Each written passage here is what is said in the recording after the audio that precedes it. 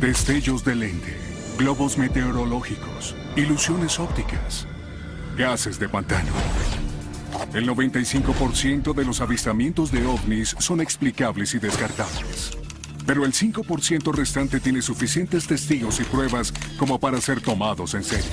La periodista Leslie King ha investigado estos casos durante más de 10 años, enfocándose en las pruebas y testimonios más creíbles.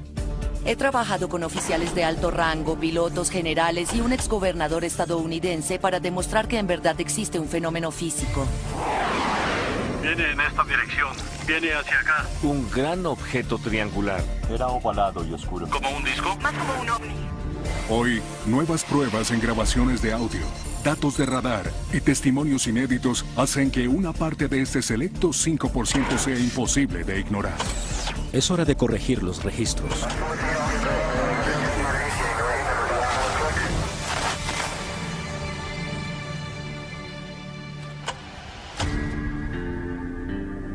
La gran mayoría de reportes de ovnis son hechos por civiles, en casos aislados, con 1 o 2 testigos y pueden ser fácilmente descartados. Viene por un lado. Viene directo hacia nosotros. Es increíble. Pero cuando ocurre un avistamiento en una base militar armada nuclearmente en plena Guerra Fría, con 60 testigos de la Fuerza Aérea durante 45 minutos, se necesita un examen más minucioso. Aquí tenemos a un oficial de alto rango reportando un ovni justo sobre la base más importante de toda la red de la OTAN. Y no recibe ninguna respuesta. Eso es algo absolutamente increíble. Ahora, 30 años después, testigos clave dan un paso al frente para contar su asombrosa historia. Se le pidió al equipo y a los testigos tratar la investigación como ultra secreta y se prohibió volver a hablar de ella. Este es el extraordinario incidente del bosque Rendlesham.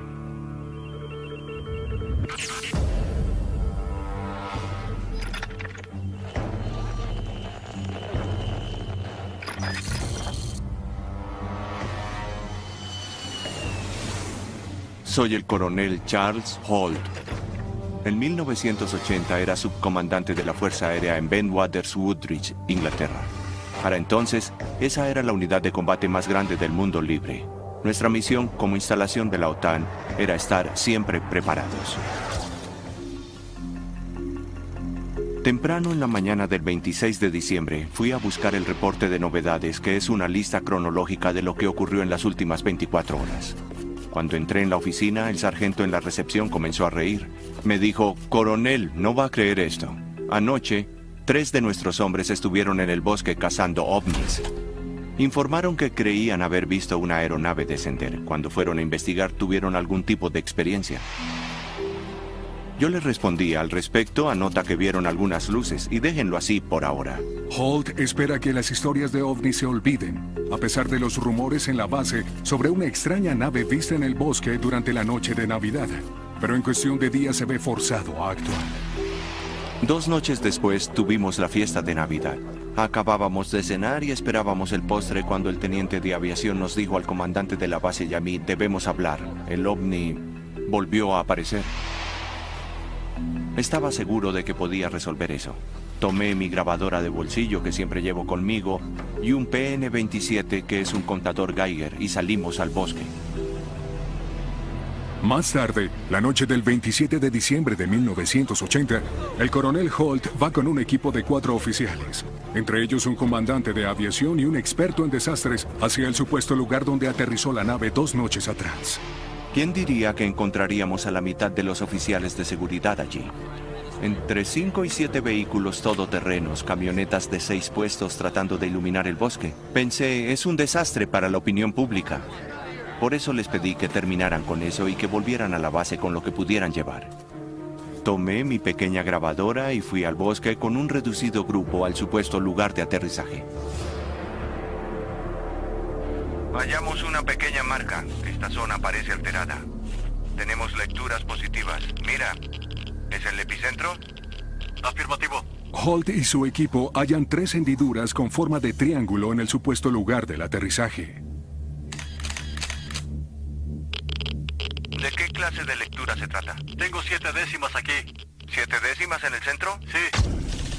Las lecturas de radiación son 10 veces mayores a la normal o al nivel histórico, lo que sugiere que hay algo más sobre el avistamiento de lo que pensaba Holt al comienzo.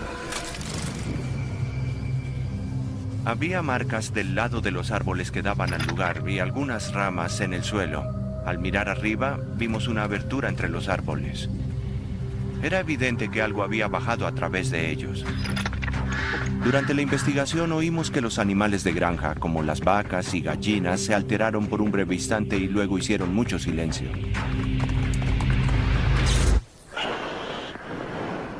Luego alguien notó un brillante objeto rojo en el otro extremo del bosque.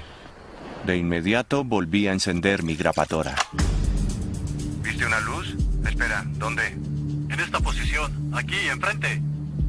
Entre los árboles. Ahí está de nuevo. Mira, frente a mi linterna. Ahí está. Sí, ya la veo. ¿Dónde está? No lo sabemos, señor. Sí, es una extraña luz roja. Está a unos 400 metros o más. Vamos al borde del claro para poder verla mejor. A medida que Holt y su equipo se apresuran para acercarse, los detalles del objeto se hacen más claros. Era ovalado, de color naranja rojizo, y goteaba algo como metal derretido que caía al suelo. Tenía un centro oscuro. Era de color negro intenso y esto parpadeaba, casi como un ojo. Se movía horizontalmente entre los árboles a casi 2 metros del suelo, zigzagueando y rebotando un poco como si buscara algo. Definitivamente estaba bajo un tipo de control inteligente. La descripción de Holt coincide con muchos otros avistamientos de ovnis. A menudo, los testigos reportan óvalos rojos que se mueven y buscan como si estuvieran bajo control inteligente. Pero para Holt y los otros oficiales, su experiencia se convertiría en cualquier cosa menos normal. Parece que se mueve un poco en esta dirección. Está más brillante que antes. Viene hacia acá. Definitivamente viene hacia acá. No tengo ninguna duda.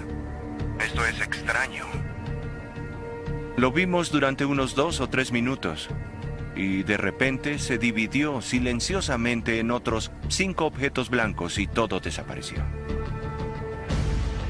Esto nos conmocionó a todos. Pensaba que nunca podría explicarlo. Nadie jamás lo creería. Es demasiado extraño. De repente alguien miró hacia el norte y dijo, miren, ¿qué es eso?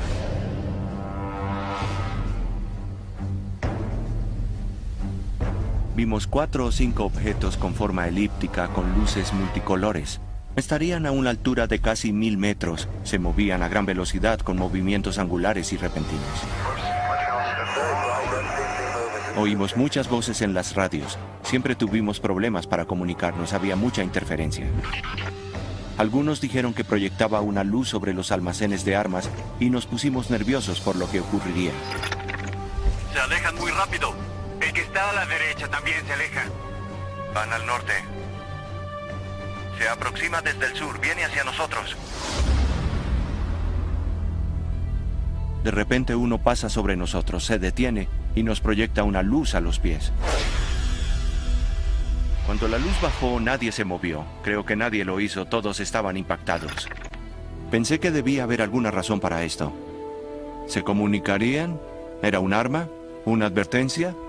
¿Qué hacemos ahora? Holt y sus hombres quedan paralizados por la nave que se posa sobre ellos. La experiencia les resulta desconocida a estos profesionales militarmente entrenados. Nunca había visto algo así y mientras estábamos ahí de pie, de repente, desapareció. Pensaba que eso no tenía ninguna explicación real. ¿Para qué involucrarme? Eso no iba a impulsar mi carrera. Más de 60 miembros de la Fuerza Aérea avistaron ovnis en el transcurso de las 2 noches que comprenden el incidente de Rendlesham.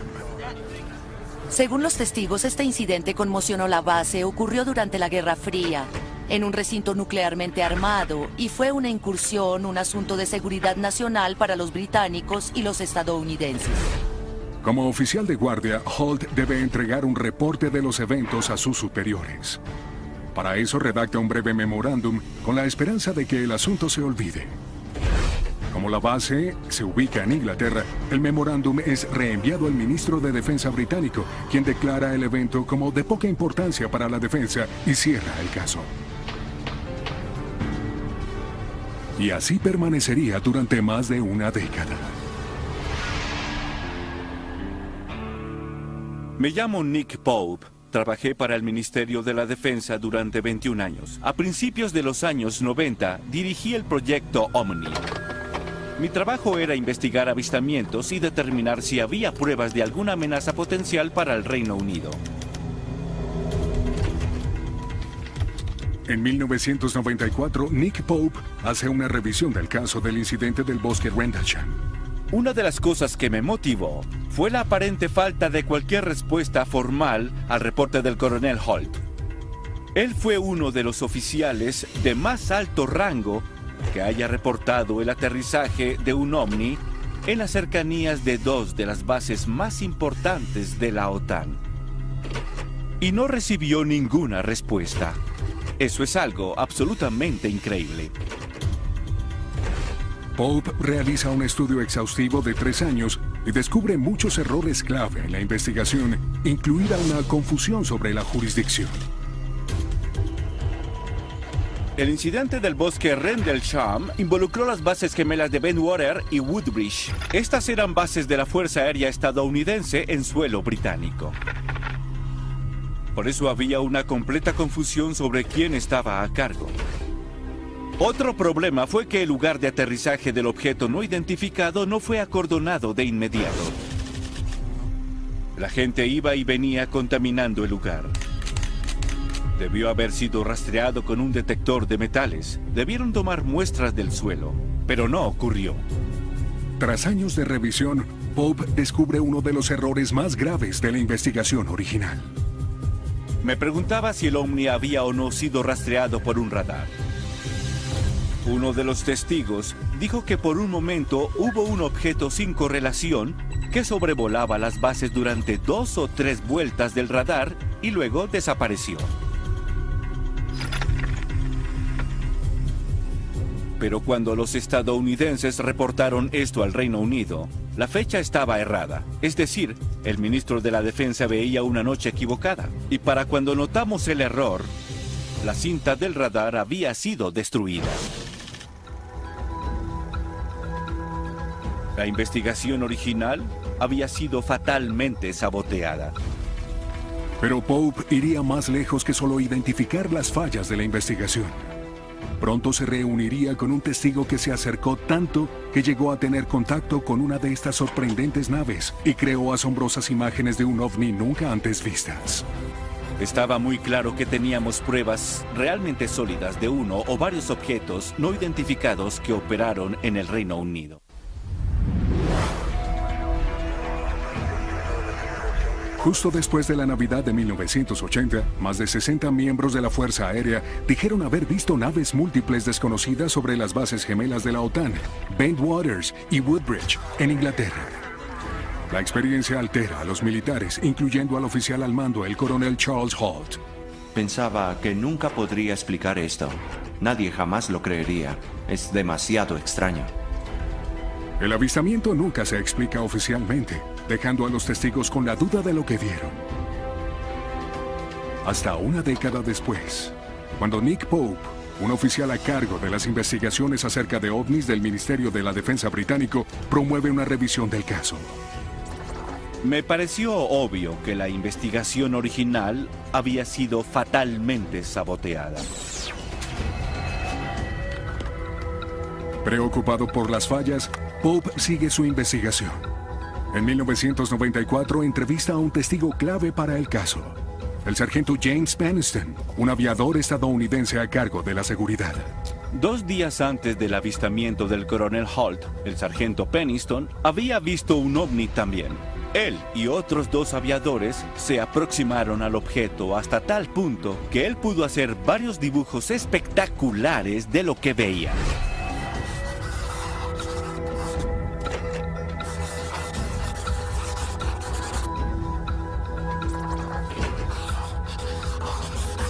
Claramente Peniston se acercó mucho. Se puede ver la forma triangular aquí. Es interesante saber que se encontraron hendiduras en el lugar de aterrizaje con forma triangular. Y hubo lecturas de alta radiación donde se encontraban esas hendiduras.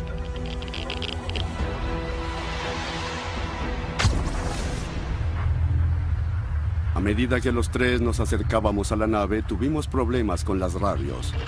El aire que nos rodeaba estaba cargado eléctricamente y podíamos sentirlo en la ropa, la piel y el pelo. Nada de mi entrenamiento me preparó para lo que estaba viendo.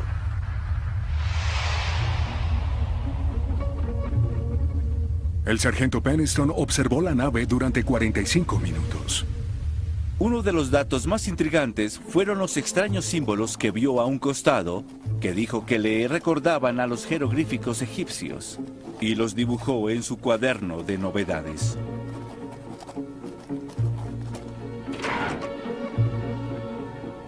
Muchos años después del incidente, el sargento Peniston decide salir de las sombras y hablar públicamente acerca de lo que vio. Más de 80 miembros de la Fuerza Aérea, todos observadores entrenados, presenciaron el despegue. Se le pidió al equipo y a los testigos tratar la investigación como ultra secreta. Y se prohibió volver a hablar de ella. Al ver el incidente del bosque Rendlesham, era muy obvio que teníamos pruebas sólidas para armar un caso sobre ovnis. Que había uno o varios objetos no identificados operando sobre el Reino Unido. El incidente del bosque Rendlesham ahora es considerado uno de los avistamientos de ovnis más contundentes de la historia, e incluye muchas características vistas en los casos de ovnis más verosímiles. Naves triangulares y en forma de disco que se mueven silenciosamente y que aceleran instantáneamente a velocidades desconocidas.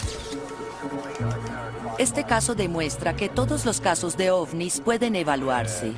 Y si se añade que todos involucran a militares de alto rango, oficiales del gobierno, pilotos y otros casos que se han investigado oficialmente, se crea un corpus de pruebas que sencillamente no puede ignorarse.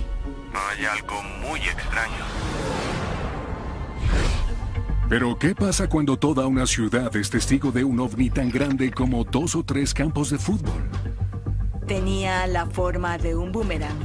Un enorme objeto negro venía hacia nosotros. Pensé que me desmayaría porque estaba fascinado viendo esa cosa. Dije, debe medir 1,5 kilómetros. En 1997, miles de personas en Phoenix, Arizona, vieron una gran nave. ¿Estas luces provienen de visitantes de otro planeta? Se divulgó por todos los canales de televisión. La gente salía de sus casas a ver el cielo.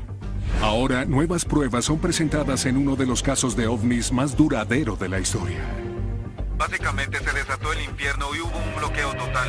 Las explicaciones oficiales son analizadas.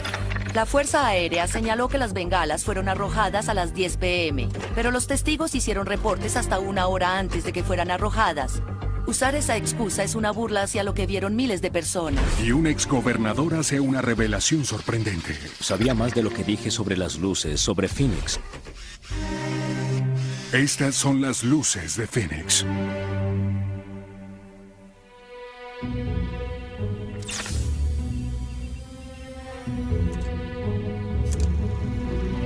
Soy Fife Symington, exgobernador de Arizona, y en la primavera de 1997 hubo un evento poco usual que ocurrió cuando era gobernador.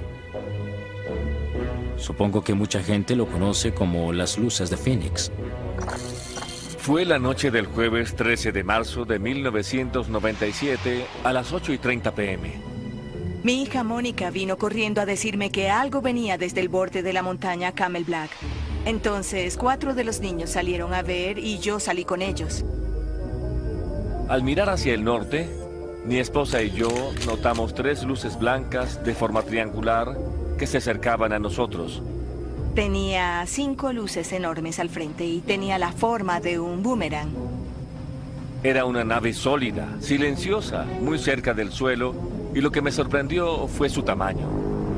Increíblemente enorme, absolutamente gigante. Ni siquiera hay centros comerciales así de grandes. Nos quedamos viéndolo como flotaba justo sobre la casa. Quizá lo vimos en su totalidad entre 5 y 6 minutos. Con mi esposa nos miramos a los ojos y le dije, acabamos de ver nuestro primer ovni. ¿Estas luces provienen de visitantes de otro planeta? Cientos de personas en la ciudad creen que hay una gran posibilidad. Lo describen como un gigante boomerang muy iluminado que planea en el cielo. No hay explicaciones oficiales de esas extrañas luces. Se divulgó por todos los canales de televisión. La gente salió de sus casas a mirar el cielo y recuerdo que miles de personas en la ciudad vieron las luces. Llamaron a la oficina del gobernador y al Departamento de Seguridad Pública. La gente quería respuestas. Yo mismo comencé a hablar con la dirección de la Guardia Nacional y tenía a miembros de mi equipo comunicándose con la base Luke de la Fuerza Aérea para saber si volaba alguna nave exótica sobre el valle, pero no obtuve respuesta. Todos decían lo mismo. Por Dios, no sabemos qué es. Algo extraño sucedió en el cielo de Arizona que aún no ha sido explicado. Los fanáticos de ovnis lo consideran un avistamiento muy importante. Algunos pilotos afirmaron verlo, pero los radares militares no rastrearon nada. Lo que haya sido puso al pueblo de Phoenix a mirar al cielo. Durante las semanas que siguieron al incidente, hubo más de 700 testigos que reportaron a oficiales locales y al Centro Nacional de Reportes de OVNIs, una organización privada en Seattle, Washington. Entre los testigos había pilotos, oficiales de policía y militares profesionales. Aunque las descripciones de la nave difieren, muchas características primordiales prevalecen. Es un enorme objeto sólido, no solo luces, en forma de delta o triángulo. Y no hace ruido al moverse sobre el valle. Pero lo más importante es que fue visto desde varias perspectivas ventajosas por testigos en todo el condado durante 106 minutos. Lo que hicimos fue acostarnos en la grama a verlo. Era un objeto muy sólido. Era algo inexplicable. Es real. Fue un gran avistamiento de ovnis. Los vieron miles de personas a lo largo del estado de Arizona. Y por eso esperaban una respuesta seria del gobierno.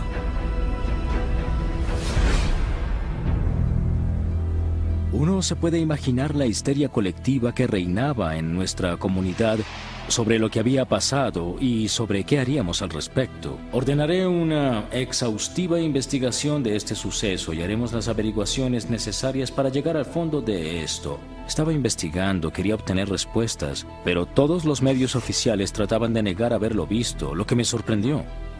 La concejal Barwood tomó las riendas. Ella llamó al senador John McCain, quien fue el primero en conseguir información de la Fuerza Aérea.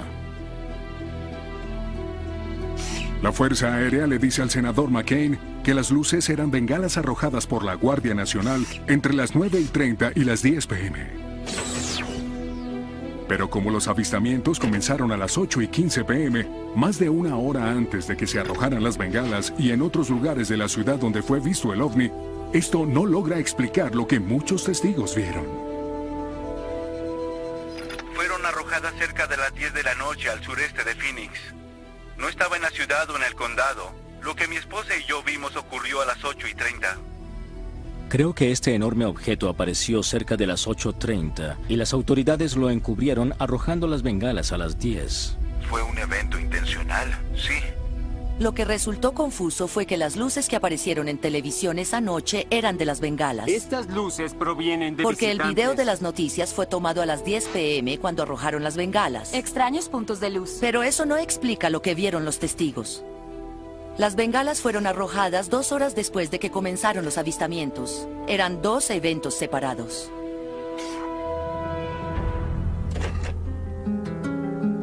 Algo que arrojaba más dudas acerca de la explicación de la Fuerza Aérea es este registro de llamadas inédito hecho por un aviador en la base de la Fuerza Aérea Luke en el Centro Nacional de Reportes de OVNIs en la mañana del 14 de marzo. Aparentemente, tenemos una llamada del aeropuerto Prescott Valley, un pequeño aeropuerto al norte que reporta un objeto que casi se estrella contra un Cessna. La llamada entró cerca de las 8:32. Ellos vieron algo sobre Phoenix, Arizona, sobre la zona de la 7ª Avenida y el camino Indian School. Ignoran lo que era. Según el aviador, la base de la Fuerza Aérea Luke envió 2 F-15 a investigar el incidente poco después de las 8:30 p.m. Habló con el piloto de uno de los F-15 a su regreso y lo describió como visiblemente alterado. En cuanto al piloto al mando de este vuelo, nunca lo he visto asustado y estaba realmente aterrado. No estaba seguro de qué era. Según su declaración, siguieron a esa aeronave que iba en línea recta en dirección al aeropuerto Sky Harbor, uno de los principales aeropuertos de aquí, a unos 18,000 pies, descendiendo a unos 10,500 pies. Vio 5 luces que formaban un triángulo. Las primeras 3 luces estaban en una formación triangular estrecha y la otra luz estaba a unos 360 metros, también del lado este del triángulo.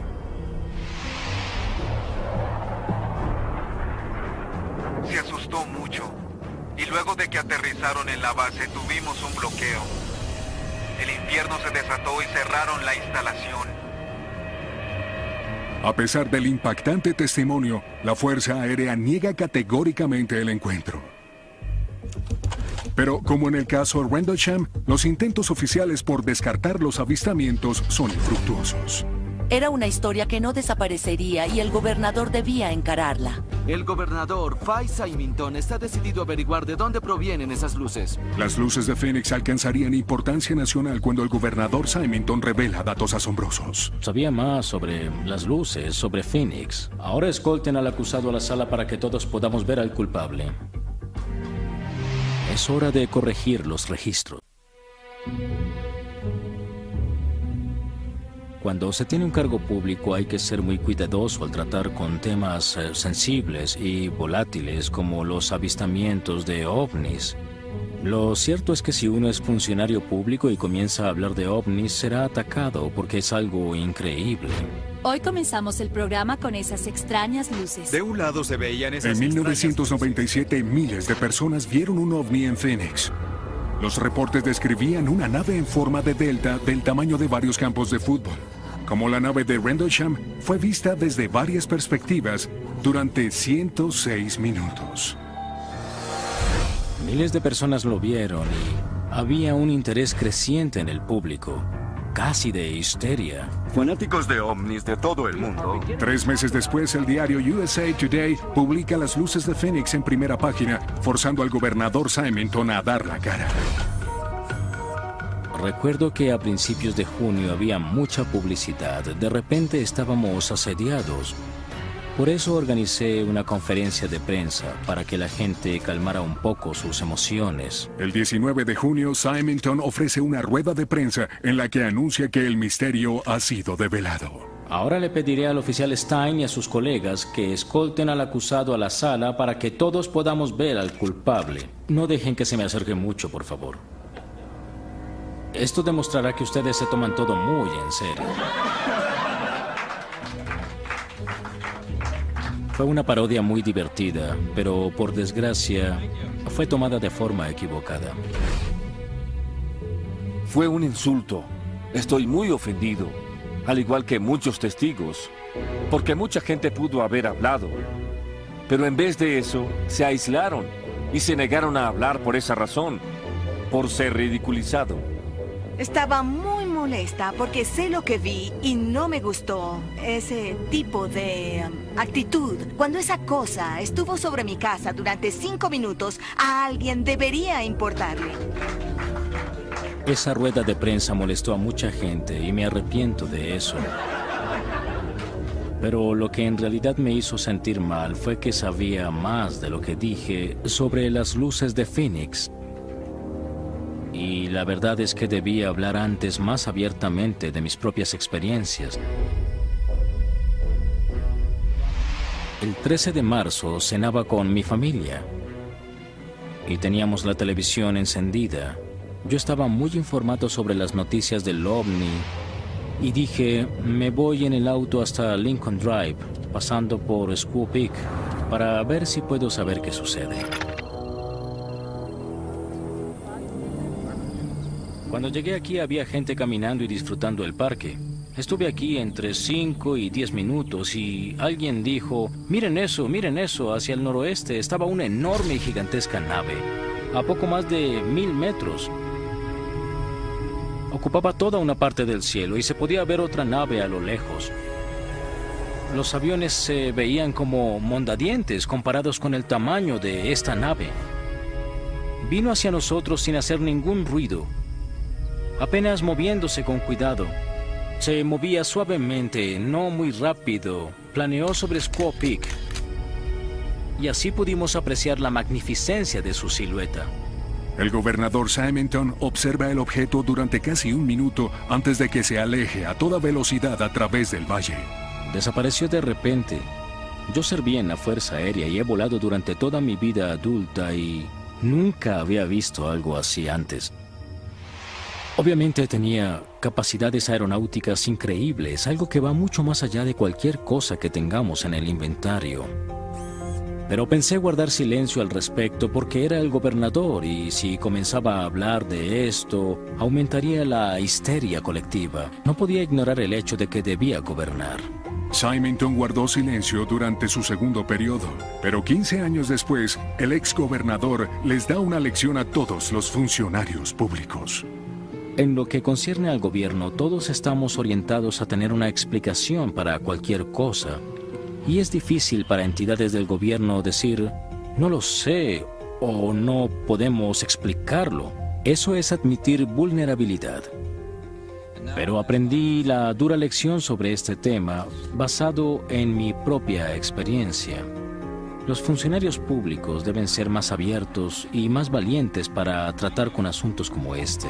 Debemos resolverlos legítima y objetivamente y si no sabemos qué es, deberíamos decir no sabemos. Es hora de arreglar cuentas y hacer lo correcto.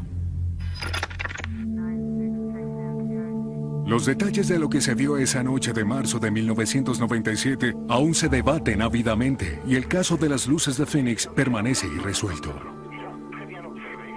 Lo que quedó claro es que el caso reveló la urgente necesidad de un estudio de ovnis, un proceso gubernamental oficial para recibir e investigar los reportes. Justo como es ahora, el pueblo estadounidense no cuenta con un cuerpo oficial al que puedan recurrir si tuvieran algún tipo de evento que consideraran necesario reportar. Es interesante que en lo que respecta a la comunidad de aviadores, la AFA insta a sus empleados a no notificar a nadie acerca de un avistamiento de ovni. En realidad están diciendo en su propio manual que nosotros, el gobierno estadounidense, no queremos escuchar absolutamente nada sobre avistamientos de ovnis. Los pilotos y las personas de la comunidad de aviadores particularmente son testigos excelentes, pero muy a menudo, cuando ven ovnis, no hacen reportes porque sienten que ello podría afectar sus carreras. Eso es un gran problema porque hace que el caso sea más difícil de reportar y limita la información disponible sobre el fenómeno. Sin una agencia oficial que registre los avistamientos, aunado a los reportes ridículos circundantes, es imposible registrar con precisión la frecuencia y magnitud de la actividad ovni. Particularmente en la comunidad de aviadores, esto pone en riesgo la seguridad. Si estos objetos voladores no identificados son reales, las colisiones en el aire con nuestras naves pueden ser catastróficas. Atención, torre, habla Dave. Hola, Dave. Habla Sue desde la torre. ¿Viste un disco volador en la C-17? No vi nada, Sue. Y si así fuera, no lo admitiría. Menos de una década después de las luces de Phoenix, estos eventos son divulgados como una incursión de ovnis en uno de los aeropuertos más transitados de los Estados Unidos. Muchos pilotos y trabajadores de United Airlines juran haber visto un ovni. Definitivamente no fue un avión como lo conocemos. Reportes frívolos y sensacionalistas acerca de ovnis inundaron la Internet, haciendo más difícil que nunca poder diferenciar lo creíble de lo cuestionable.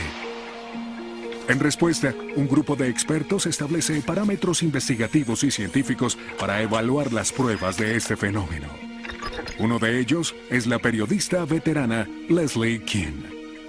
He investigado el tema de los ovnis durante unos 10 años, siempre enfocándome en información sólida y fehaciente. Pruebas de radares, fotografías, pruebas físicas evaluadas en laboratorios. Ignoramos material orientado a conspirar que abunda en la cultura e inunda Internet. En enero de 2007 me sorprendió una historia asombrosa que estaba en la primera página del diario Chicago Tribune. Varios empleados de United Airlines vieron un objeto como un disco metálico sobre una de las terminales, específicamente sobre la puerta C-17. Fue a una hora pico, era una tarde atareada entre las 4 y 4:30. Muchas personas en tierra lo vieron, también pilotos, miembros de tripulación, directores y personas que mueven los aviones. Medía entre 7 y 25 metros y estuvo sobre la puerta C-17 durante al menos 5 minutos. Luego la cosa salió disparada hacia las nubes que había en lo alto y dejó una forma muy definida en la nube, como un molde de galletas. Los testigos, profesionales entrenados de la aviación, estaban perplejos por lo que habían visto.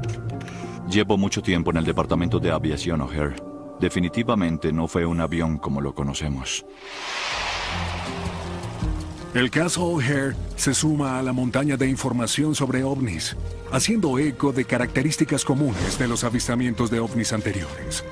Era un objeto en forma de disco que planeaba silenciosamente y aceleraba instantáneamente a velocidad desconocida. Pero la prueba más importante estaba a punto de ser revelada. Atención, Torre, habla Dave. Hola, Dave, habla Sue desde la torre. ¿Viste un disco volador en la C-17? No empieces, Sue.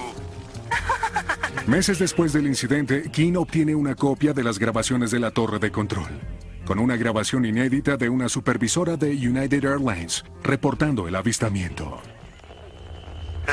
Bien, lo siento. ¿En qué puedo ayudarte? Hola, lo siento. Le decía a Dave que había un disco volando sobre Charlie 17 y él pensó que estaba ebria, pero no lo estoy, no estoy bebiendo. Sí. Alguien debe tener una foto de eso. Si la llegan a ver... ¿Un disco? ¿Como un frisbee? Más como un ovni. Sí, está bien. Bien, adiós. Muy bien, estaremos pendientes. Esta es una prueba importante. Demuestra que había algo ahí que fue reportado a la torre, pero aún así fue tratado como si fuera una broma. Y creo que eso se debe en parte a la política de la AFA de descartar reportes de ovnis. Así se trate de un espacio aéreo restringido o un aeropuerto transitado en medio de la hora pico, nadie sabía que haría esa cosa. Fue una importante amenaza. Al principio, la AFA no dijo nada, pero cuando se divulgaron las grabaciones, debían decir algo. Debido a la presión del público, la AFA publica una explicación 2 meses después del avistamiento. Lo primero que dijo la AFA es que esto fue un reflejo de luz proveniente de un banco de nubes. Dijeron que las luces de los aeropuertos hacen cosas extrañas en las nubes. El problema era que las luces del aeropuerto no habían sido encendidas aún. La segunda explicación que dio la AFA fue que se trató de un fenómeno atmosférico, específicamente una nube perforada. Una nube perforada es un fenómeno natural originado por la caída de cristales de hielo de un banco de nubes sobre otro, lo que hace que se perfore un orificio en la nube más abajo. El problema es que debe haber temperaturas bajo cero para que ocurra. Sabemos que la temperatura era muy cálida en O'Hare ese día. La temperatura no estaba bajo cero a nivel de esa nube. Por ende, es imposible físicamente de que ese evento haya sido causado por una nube perforada. Por último, el caso O'Hare y la respuesta de la AFA son la forma típica como el gobierno de los Estados Unidos trata los avistamientos de ovnis. Primero evitan hablar de ello, pero cuando eso se hace imposible, las autoridades dan cualquier explicación que pueda concordar, sin importar si es posible o no. Es un problema serio que ha ocurrido infinidad de veces durante décadas. Es un procedimiento común para casos como este. A pesar de la situación actual, hubo una época en la historia del país en la que se promovían los estudios científicos y los avistamientos eran bien recibidos por el gobierno. Durante los últimos 3 años, un gran número de personas sanas y confiables se han visto involucradas en el tema de los platillos voladores. Leemos y hablamos al respecto preguntándonos sobre estos reportes de fenómenos extraños en los cielos. Estoy convencido de que es algo de origen extraterrestre. En los años 50 y 60 hubo muchos avistamientos reportados. Había mucha cobertura en los medios y el gobierno no podía decir qué ocurría. Esto fue durante la Guerra Fría, por lo que había gran preocupación en la opinión pública sobre cosas inexplicables en el cielo. Entonces el gobierno creó una agencia adscrita a la Fuerza Aérea llamada el Proyecto Libro Azul, cuyo propósito era recopilar reportes del público e investigar casos. El proyecto Libro Azul fue lanzado oficialmente en 1952. El equipo de 5 personas recibió más de 1.500 reportes solo durante el primer año. Yo iba conduciendo hacia el norte por la autopista 101 cerca de las 3 de la tarde. Noté unas luces azules que opacaron las de mi avión. Miré a mi derecha y vi en el cielo 3 tubos de luz fluorescente. Estaba sorprendida. Prácticamente pasó volando sobre mi cabeza. El objeto viajaba en línea recta. Conté 8. Venían directo del mar.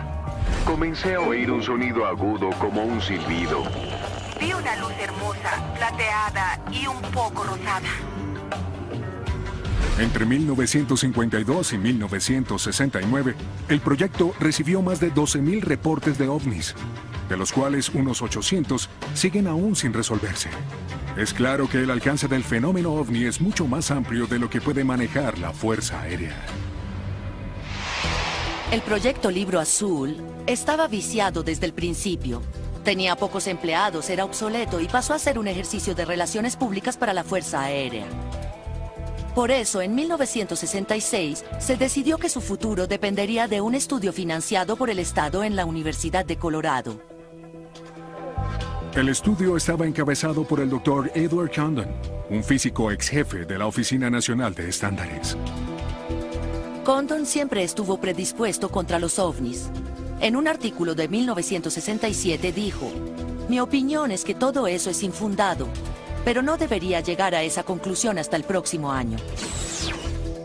El reporte de Condon se completó en 1968 e incluía varios análisis acerca de los casos no resueltos de ovnis en sus 1.500 páginas.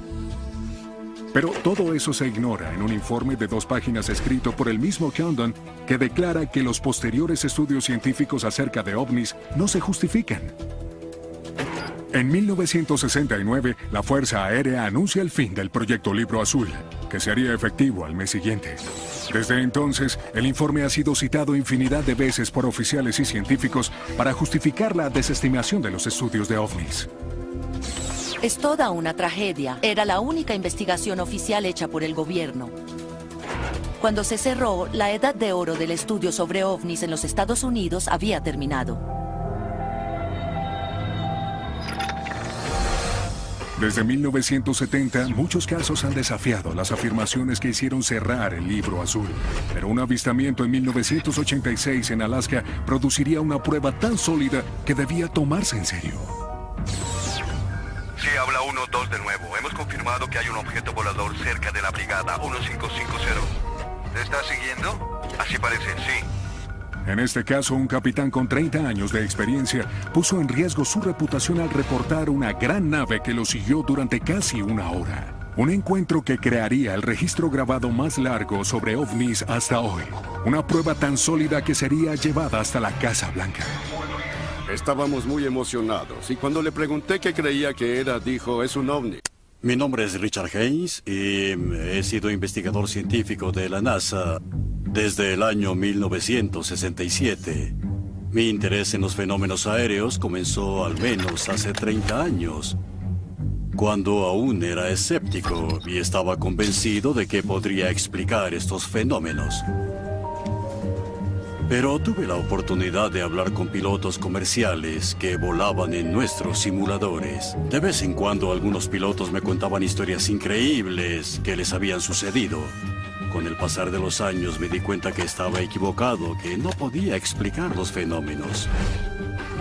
Por eso en los años 70 comencé a recopilar entrevistas personales a pilotos. A veces en las cabinas de los aviones, otras veces simulábamos un encuentro real. Y así llegué a recopilar más de 3.000 avistamientos de casi todos los países del mundo. Muchos de estos avistamientos eran muy serios. Todos serían calificados como de alto riesgo dentro de los estándares de la Administración Federal de Aviación. Por eso, en aras de preservar la seguridad aérea, creamos el CENARFA, el Centro Nacional de Aviación sobre Reportes de Fenómenos Anómalos.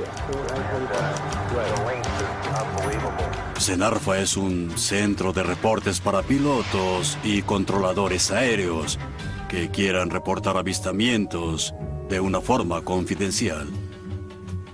Esto es muy importante, porque muchos pilotos temen por sus carreras. Creen que serían ridiculizados y eso implica que si alguien ve cosas mientras vuela, no está apto para volar un avión. Eso es absurdo. Le hemos dado la vuelta a esa situación. Habla 1-2 de nuevo. Hemos confirmado que hay un objeto volador cerca de la brigada 1550. ¿Te estás siguiendo? Así parece. Cambio. En 1986, el CENARFA se entera sobre un avistamiento en Alaska que sería uno de los casos de pilotos más conocidos. Un investigador clave es el ex jefe de la división de la AFA, John Callahan. Fui el director de la División de Investigaciones de Accidentes y de la División de Evaluación de la AFA. La regla era que si alguna novedad se presentaba o había algún accidente, nosotros debíamos saberlo antes de que se disparara el humo. En algún momento de enero del 87, recibí una llamada de Alaska diciendo que un ovni siguió un 747 japonés en el aire durante 31 minutos. Los medios se enteraron, querían más información y nadie sabía qué decirles. Yo les dije, está bajo investigación. También les dije que recopilaran toda la información, las grabaciones de voz, los registros de computadora y militares y las enviaran en el vuelo de medianoche al centro de enseñanza AFA. Callahan conforma un equipo con analistas de la AFA quienes sincronizan el radar con la transmisión de radio del piloto. El resultado fue grabado en este video por Callahan y será una pista esencial para resolver el caso. Aquí vamos. Centro Anchorage. Aquí Japan Air 1628. Tenemos a la vista dos objetos como a 1500 metros adelante. Radar rastreando la nave. El capitán Kenju Terauchi es un capitán con experiencia de Japan Airlines que llevaba un avión de carga 747 de París a Tokio. Creyó haber visto algún tipo de prueba militar muy avanzada. Cuando observó su radar a bordo, notó un gran objeto a unos 11 o 15 kilómetros delante de él y llamó a la AFA para saber si tenían algo transitando por su ruta. Japan Air 1628, ¿podría identificar el tipo de aeronave que ve? ¿Podría diferenciar si se trata de militares o civiles? Aquí Japan Air 1628. No podemos identificarlo, pero sí podemos ver que tiene luces de navegación y luces estroboscópicas. Al ver estas pruebas de radar, el equipo de Callahan puede confirmar el objeto no identificado cerca del avión de Terauchi.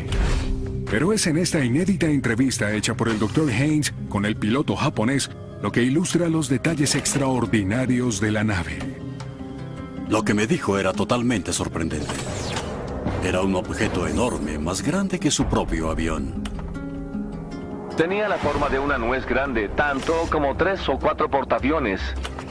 Emitía luces y una nave más pequeña iba y venía hacia la nave más grande. ¿Cuánto tiempo le tomó moverse desde la posición de las 12 en punto? Fue muy rápido. Yo lo miraba, pero mis ojos no pudieron seguir su movimiento. El capitán Terauchi no inventó excusas para estar asustado.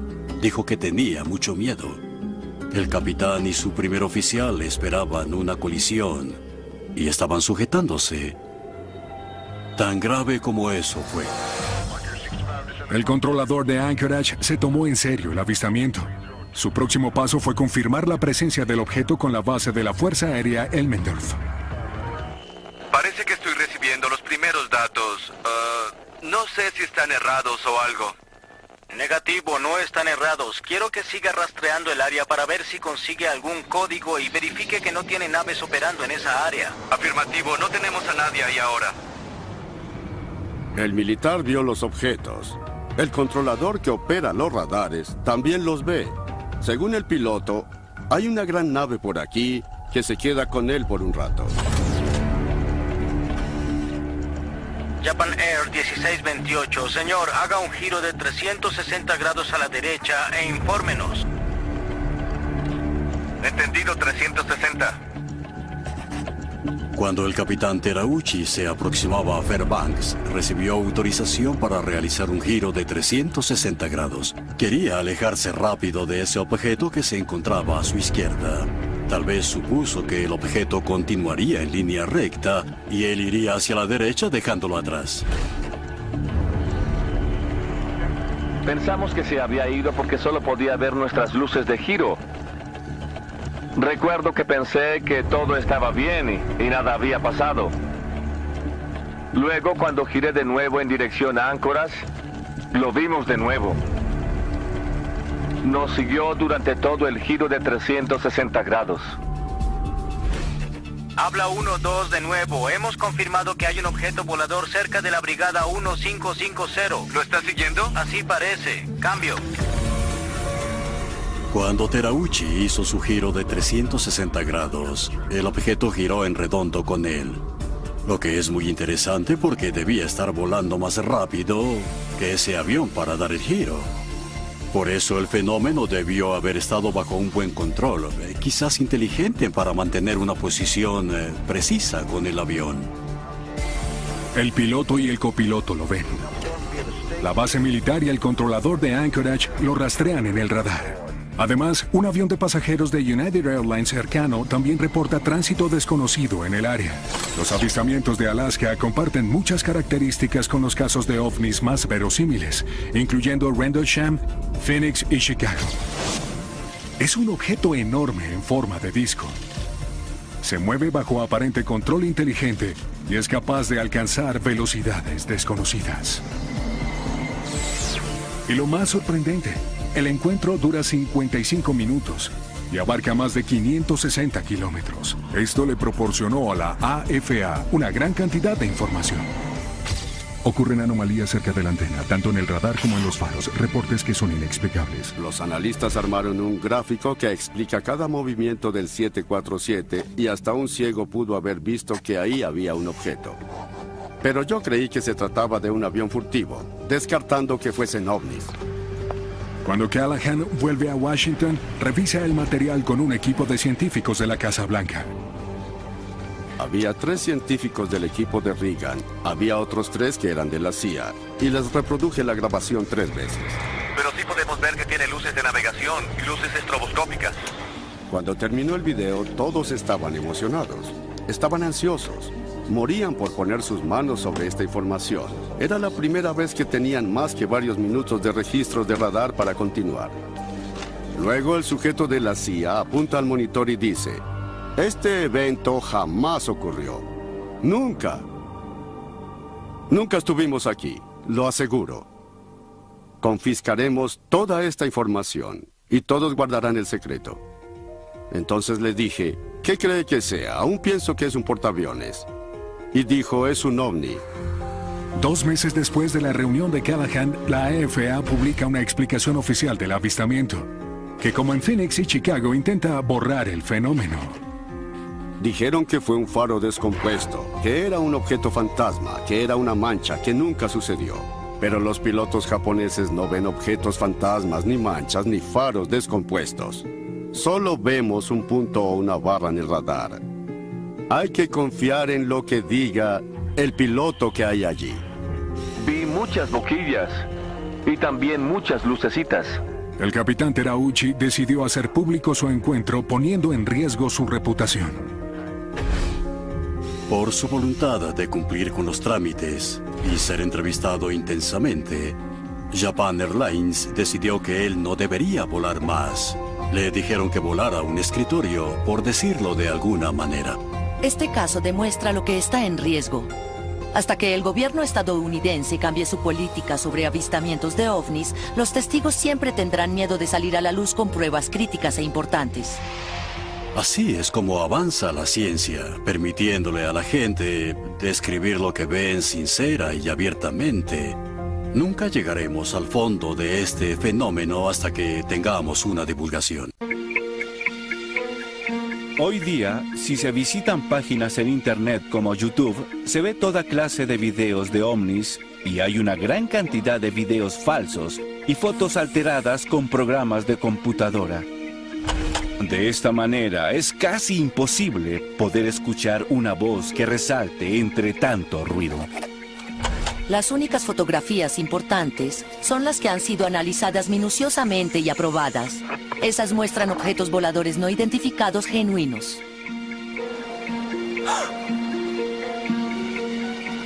Uno de los videos de ovnis más vistos en la red, con más de 17 millones de reproducciones en YouTube, es este, supuestamente grabado en 2007 en la isla de Haití. Además de otras imágenes enviadas por Internet, esto emocionó a los seguidores del fenómeno ovni. Pero con el avance de los programas de efectos especiales, se hace cada vez más difícil distinguir entre imágenes reales y falsas, lo que les da a los expertos en efectos visuales una opinión valiosa acerca del tema. Soy Doc Trumbull y me dedico a hacer películas de ciencia ficción con efectos especiales. Trabajé en 2001 Odisea en el espacio, Encuentros cercanos del tercer tipo, Blade Runner, Viaje a las estrellas, la película.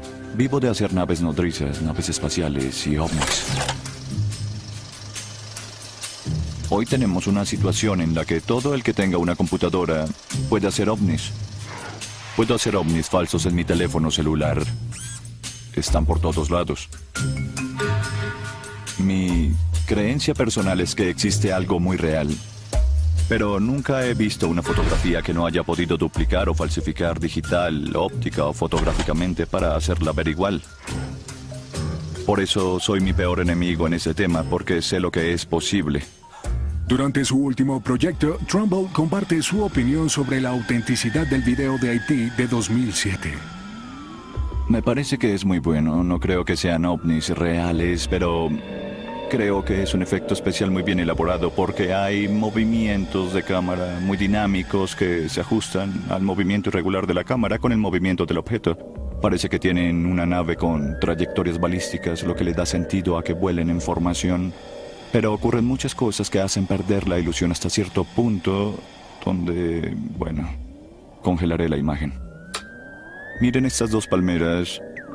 Son idénticas. Esta hoja, esta otra, esta y esta, en realidad son de una fotografía que tenía una palmera y se puso en dos lugares.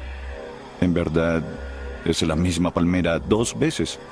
Eso no ocurre naturalmente, eso es imposible de lograr. Ocurren otras cosas, como cuando esta cosa pasa entre los árboles y, aunque sea una luz muy brillante, no afecta a estas hojas en lo absoluto. Debería haber más luz entre estas hojas, algún tipo de luz intermitente y alguna interacción, pero no hay nada. Bien, es buen trabajo, pero yo no lo creo.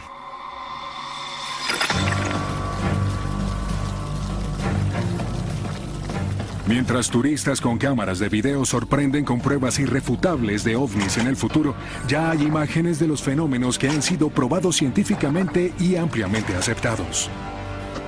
OVNI, la epidemia invade Bélgica. Muchas personas afirman haber visto objetos luminosos y de formas triangulares. Los avistamientos en Bélgica de finales de los años 80 y principios de los 90 son los más difundidos de la historia, con más de 2.000 reportes documentados e investigados de pilotos, policías y militares. Pensé que era una violación de nuestro espacio aéreo. Debíamos averiguarlo porque era una cuestión de defensa nacional. La epidemia de avistamientos de 18 meses puso nervioso al gobierno belga y le dio a la comunidad científica la prueba de ovnis más concluyente hasta ahora. Cuando la vi me dije, por Dios, esto es demasiado. Admito que lo primero que pensé es que todo esto era un montaje. Esta es la ola belga. Bruselas, Bélgica.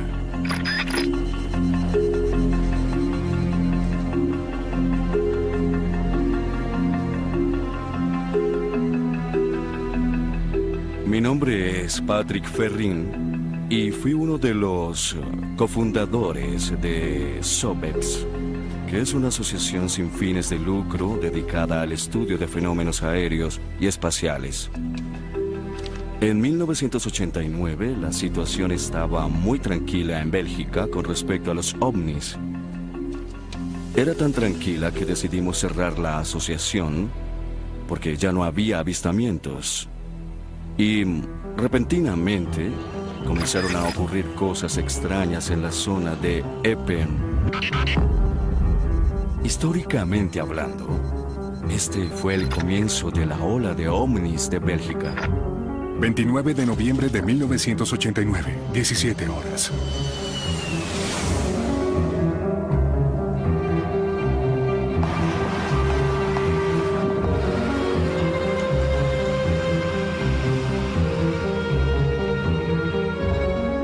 Mi nombre es Albert Kreutz. Para la noche del 29 de noviembre de 1989, yo era operador en la estación de policía de Epen. Alrededor de las 5:30 p.m., un equipo de oficiales le informan a Kreutz acerca de un objeto que vuela en la localidad y que lo alumbra como a un campo de fútbol. Bromeé con ellos ya que era finales de noviembre y se acercaba el Día de los Inocentes en la región. Entonces luego gritaron: "Observa por la ventana del último piso y lo verás".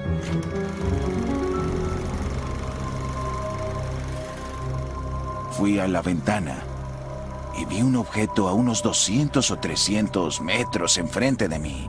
Era como un bote y flotaba en el aire. Verlo fue espectacular. Me hizo pensar que no estábamos solos en este planeta, ni en el universo. Me pareció precioso.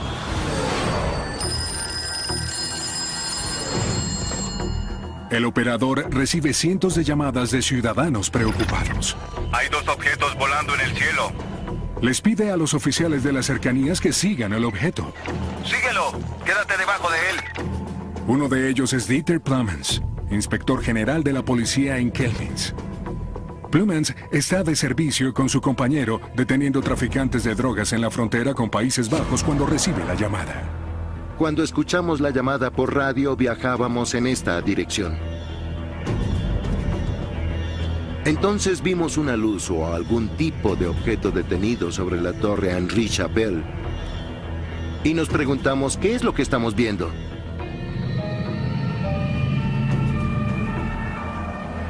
Les dije que siguieran y observaran el objeto. Así que lo siguieron hasta Henri Chapelle, donde el objeto levitaba inmóvil sobre el asilo de ancianos Belle. Creo que este es justo el lugar donde nos detuvimos. Vimos un enorme objeto sobre nosotros con luces redondas en las tres puntas.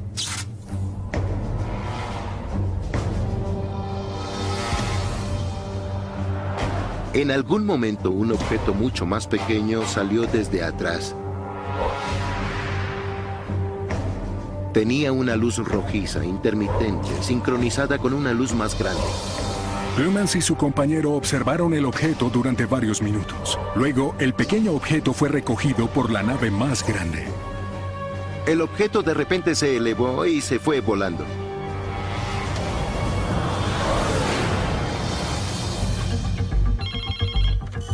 Los informes de Kreutz y Plumens estaban entre los muchos que se hicieron esa noche. En total, 13 policías reportaron una nave triangular no identificada en 8 lugares diferentes de Epen.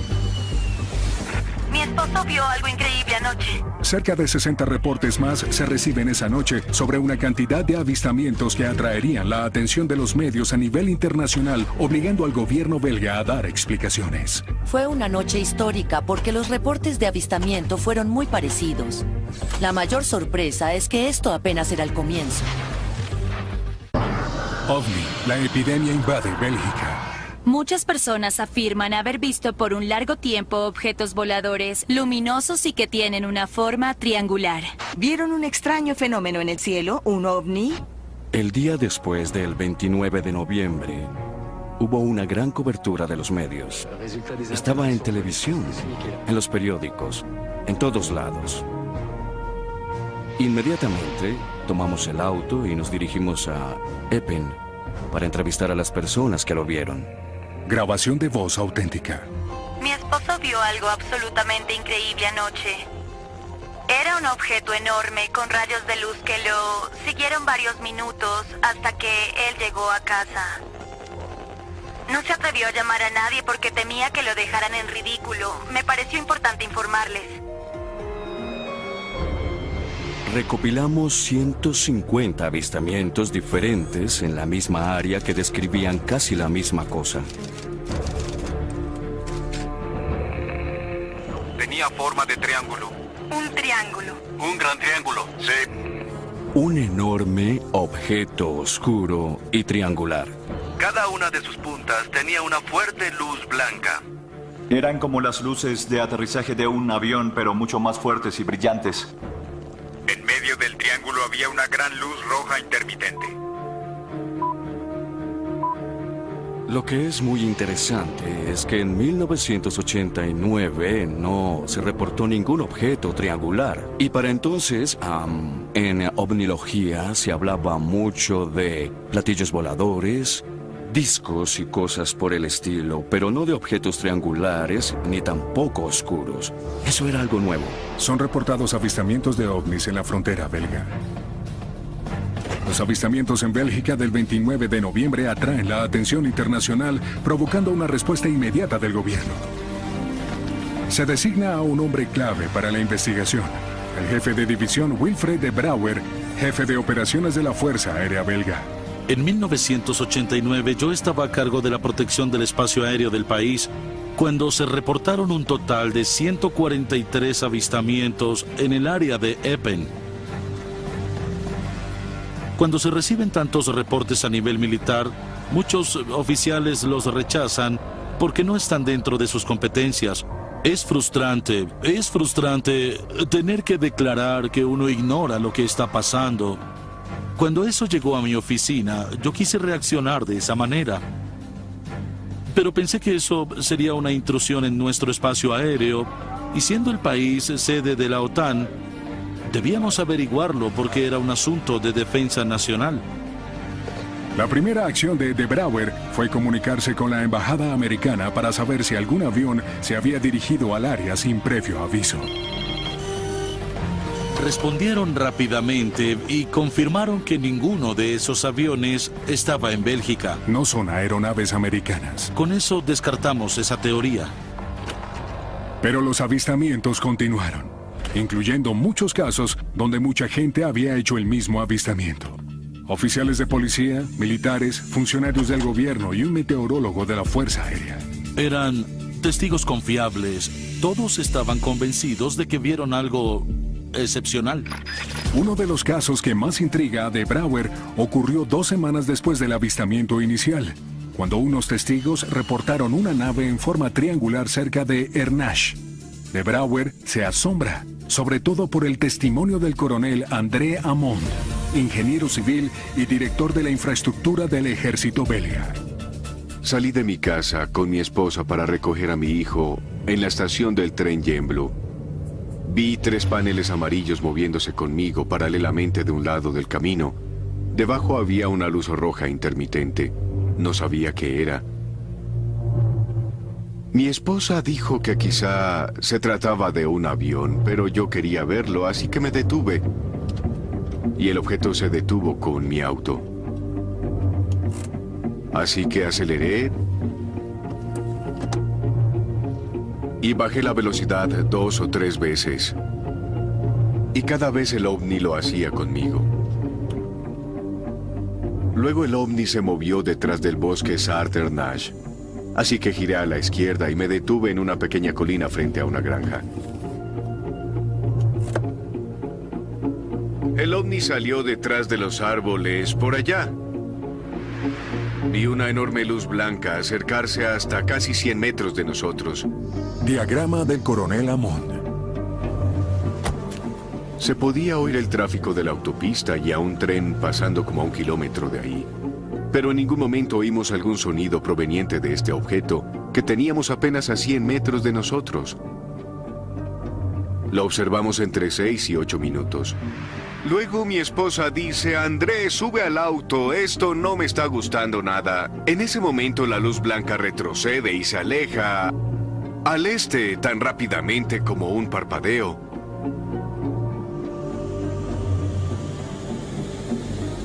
Según mi experiencia, esa aceleración requiere una gran cantidad de energía que no sería posible sin materiales con superconductores que actúen a baja temperatura. Hoy, 20 años después, solo sé una cosa, que no hay objeto hecho por el hombre que pueda hacer lo que hizo ese objeto ese día. No lo había entonces y aún no lo hay. Es imposible. El coronel Hammond envía su reporte al ministro de Defensa y es uno de los muchos militares que convencen al gobierno belga de que había que actuar. Establecimos un procedimiento para enviar en el futuro aeronaves que puedan identificar estos avistamientos, pero bajo ciertas condiciones. Primero, los testigos deben reportarle a la policía, quien debe confirmar el avistamiento para luego llamar a una estación radar que tiene la autoridad para enviar aviones F-16.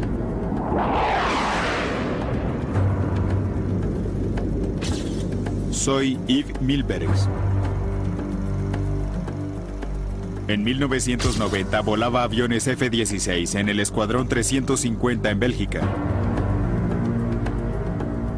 Oímos hablar de la ola de ovnis, sobre todo en las regiones de Epen y Lieja. 30 de marzo de 1990, 01 horas. La noche del 30 de marzo de 1990 se informa a la unidad de Milbergs sobre una serie de avistamientos de ovnis cerca de la ciudad de Lovaina. De inmediato despegamos en formación 2 F-16 hacia el este de Bruselas. En dirección 180. ¿Me escuchas, Mil? Entendido, te escucho. Nuestro objetivo era interceptar o acercarnos lo máximo posible a los objetos para identificarlos lo mejor que pudiéramos. Vamos directo al sur, a buena velocidad. Ahora pueden investigar, revisen el armamento. La velocidad a la que se movía el objeto, así como las grandes variaciones entre la altitud y la ruta eran únicas.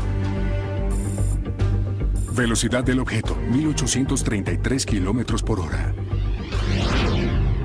En combate aéreo vemos a los objetos moverse muy rápido, pero en este caso las variaciones del objeto eran imprevistas, lo que demuestra que se trataba de un objeto muy diferente a una aeronave. Perdí contacto. Conferencia de prensa Fuerza Aérea Belga, julio 11 de 1990. Aquí pueden ver el vector del objeto a 300 grados. La velocidad a 990 nudos. ¿Es normal esa velocidad? No. La velocidad de un avión normal a esta altitud es de unos 350 a 400 nudos. Bajo la presión del público y de los medios, De Brouwer ofrece una conferencia de prensa para discutir el vuelo de Milbergs. Esta es una velocidad de 1010 nudos y es la mayor velocidad que registramos.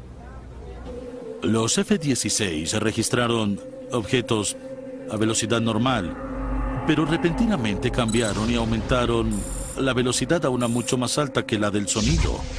Esto no puede hacerlo ninguna aeronave convencional. La aceleración llevó a los objetos de 150 nudos a 500 nudos en cuestión de segundos.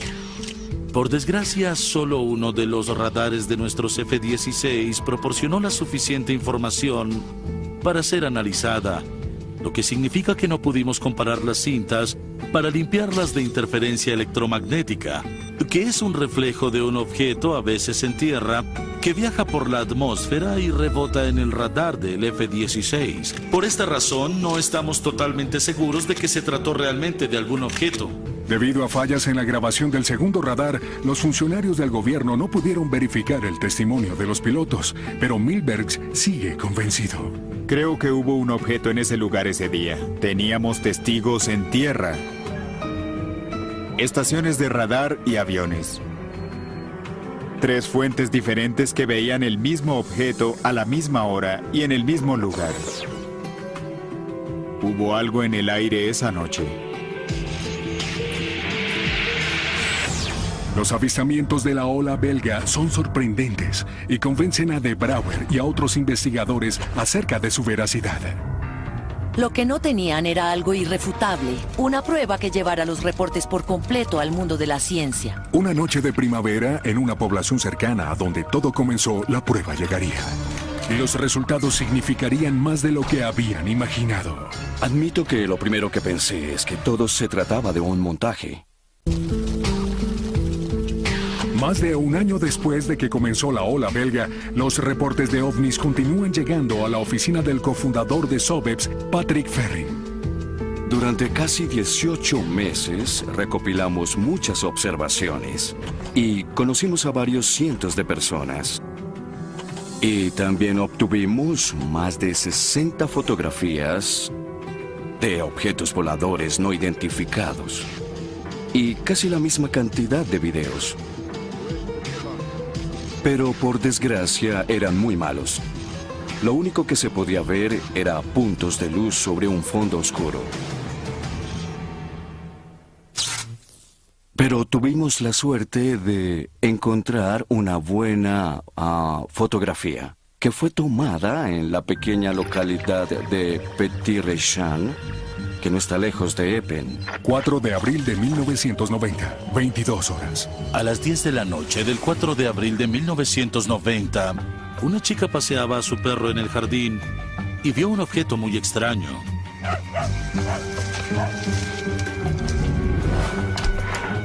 Entró a casa y le dijo a su novio: «Tenemos algo extraño afuera, ¿podría salir a ver?». Él salió y llevó su cámara. Solo le quedaban 2 fotos, así que se recostó en la pared y se quedó inmóvil. Y fijó un tiempo de exposición de unos 2 segundos. Tomó 2 fotos y cuando reveló el rollo, notó que una de las 2 fotos estaba vacía. No tenía nada, así que la desechó. Pero la segunda era interesante. Mostraba 3 luces y algo rojizo justo en el medio, pero nada más.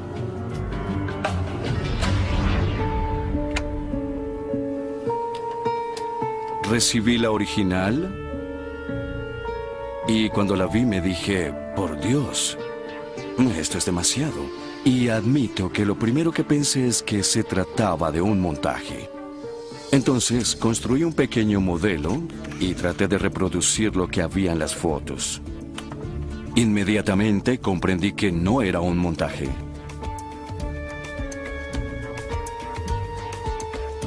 Entonces decidimos ver a alguien que fuese un experto en análisis digitales. Alguien con las herramientas adecuadas para detectar y demostrar si se trataba de un montaje o no. La diapositiva es estudiada intensamente durante un año por el profesor Marc Acherois, un físico nuclear de la Real Academia Militar en Bruselas. El análisis del profesor Acherois del componente azul de la diapositiva muestra que un lado del objeto triangular está perfectamente enfocado, pero los otros 2 lados están borrosos. Esto prueba que el objeto tiene un movimiento independiente. No era un montaje.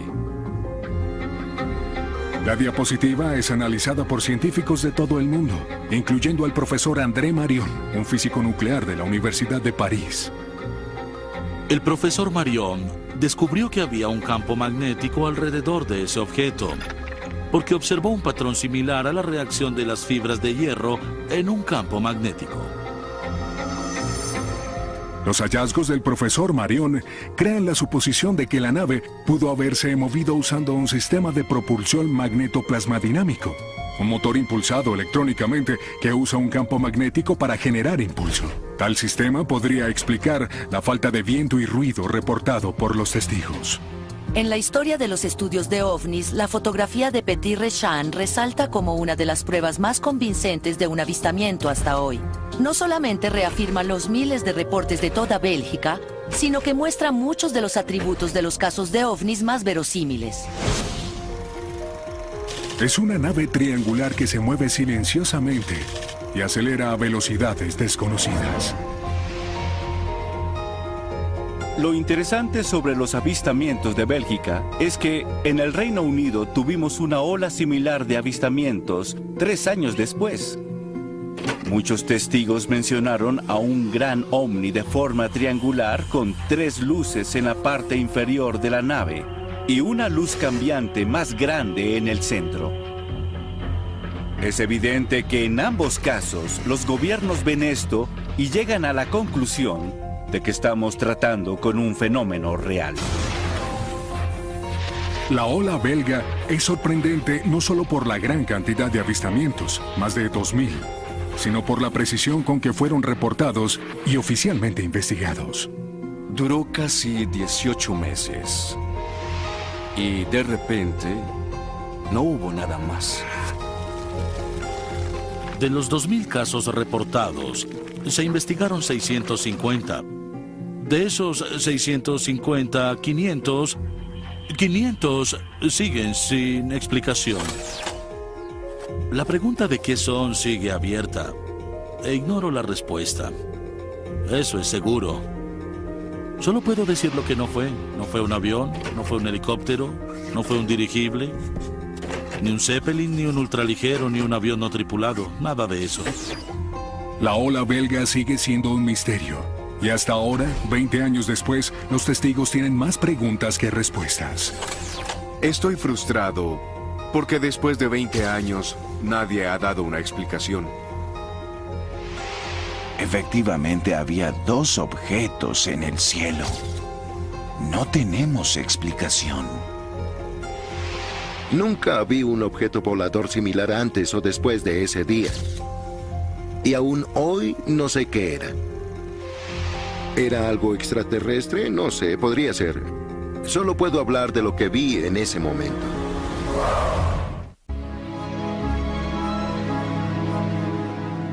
Para los miles de testigos de la ola belga y muchos otros que documentaron sus encuentros en bases militares, aeropuertos importantes o en los cielos sobre nuestras ciudades, hay solo una conclusión. Hay algo ahí afuera y debemos tomarlo en serio.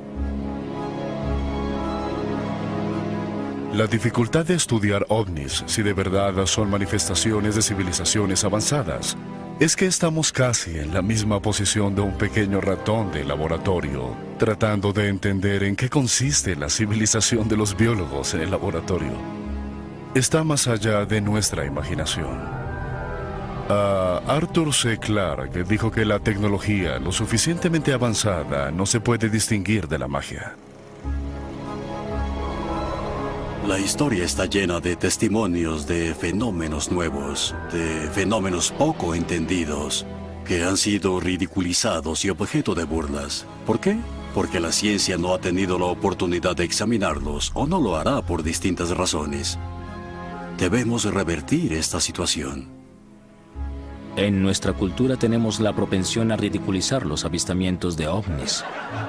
Es un problema y debemos ser más maduros al respecto en este país. No todos son luces de aviones, ni globos meteorológicos, ni bromas pesadas. Hay un fenómeno genuino aquí. Es algo que la comunidad científica debería querer ver. Deberían querer comprometerse con esto. Potencialmente tiene muchas cosas increíbles que enseñarnos. Debemos tener presente que nuestra civilización tiene apenas unos 40.000 años. Lo que es un parpadeo en la edad de nuestra galaxia. Somos criaturas en las ramas. Y con 200.000 millones de estrellas, eso crea una enorme cantidad de planetas, incluyendo, como ahora sabemos, planetas del tamaño de la Tierra. Por eso las probabilidades de que exista vida allí afuera son realmente muy, muy grandes. Tenemos técnicas analíticas muy sofisticadas que están siendo usadas en todo el universo para observar planetas, estrellas, nebulosas. Pero me pregunto, ¿alguien ha hecho una verdadera aproximación tecnológica sofisticada para poder fotografiar objetos voladores u ovnis y de esa forma obtener un procedimiento modelo para poder observarlos? Y la respuesta es no. Ese vacío me hizo emprender lo que se ha convertido en una afición para mí. Comencé a emplear tecnología digital muy sofisticada para rastrear movimientos que usamos en los efectos especiales, algunos para encuentros cercanos, para intentar fotografiar un ovni. El proyecto de Trumbull, conocido como UFOTOG o fotografía de ovnis, usa cámaras calibradas y antenas de radio para recopilar imágenes y datos del cielo nocturno. Al observar simultáneamente la misma área desde distintas perspectivas, el equipo de Trumbull puede calcular la velocidad, la trayectoria y la altitud de cualquier objeto registrado. También puede determinar si se trata de una aeronave convencional. Mi plan es crear imágenes que sean válidas científicamente y que puedan ser evaluadas y usarse como un procedimiento en el que analistas científicos puedan observar y luego decir exactamente de qué se trata. Tomada con una exposición de 2 segundos. Creo que durante los próximos años es poco probable que no hayamos encontrado alguna evidencia de vida inteligente en el universo y creo que sucederá y sucederá muy pronto. Y me gustaría ser parte de eso.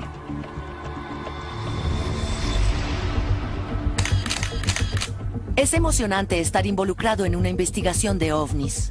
Hay mucha oportunidad de que obtengamos información incluso más sólida. Pero debemos ser cuidadosos y mantenerla en los estándares más altos.